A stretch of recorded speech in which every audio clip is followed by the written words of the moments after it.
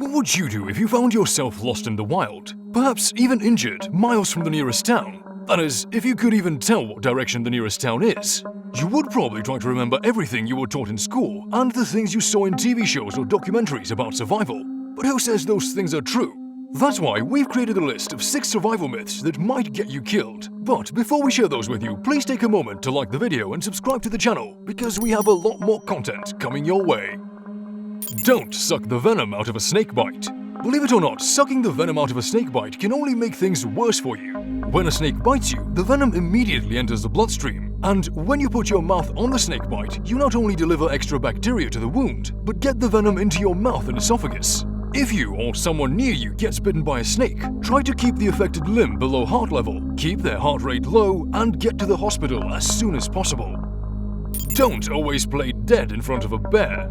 That's right, if you ever see a bear in the woods, don't just drop down and play dead. What you should do is try to make yourself loud and large in an attempt to scare the bear off. However, if a bear does come at you or attack you, your reaction should depend on the bear and the type of the attack.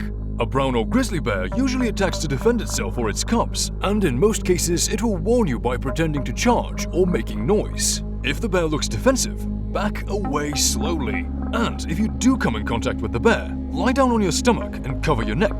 The animal will eventually lose interest in you. In the case of a predatory attack that usually comes without a warning, you need to fight for your life. Don't just drink any cactus fluid. Let's say you find yourself in a desert. After walking for miles and miles in the scorching heat, you stumble upon a cactus. What do? Do you try to extract water or just keep walking?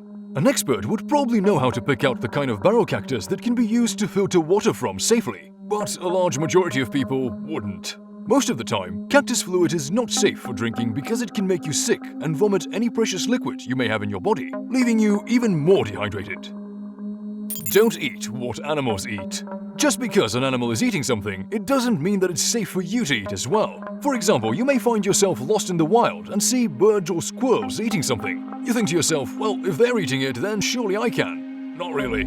Some birds and squirrels can eat mushrooms and berries that can actually kill a human. You should try to find some water or a plant you're familiar with, instead of eating something an animal is. Don't punch sharks in the nose. We think this one goes without saying, but you really shouldn't try to punch a shark in the nose. First of all, you're in the water, which is not your territory, and you can't move as fast as you would like to. Secondly, sharks are moving way too fast through the water for you to land a solid punch anywhere, let alone on their quote-unquote nose. But if you do find yourself in the water with a shark and it comes in for a bite, try to find a solid object and put it between you and the shark. And if you can't find anything, your best bet is to claw at its eyes and gills. Don't swim parallel to shore if you're caught in a rip current. Getting caught in a rip current can be a scary experience, and the only way swimming directly parallel to shore works is if the current is going directly out to sea. This is not necessarily wrong, but you need to know that many rip currents come at an angle. According to the National Oceanic and Atmospheric Association, you should try to stay alongside the shore, but swim perpendicular to the current.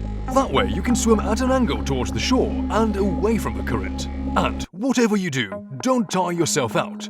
If swimming feels like you're going upstream, then you're not doing it right. So that was our list of 6 survival myths that might get you killed. But we're sure that there are many more. So if you know some, let us know in the comment section below.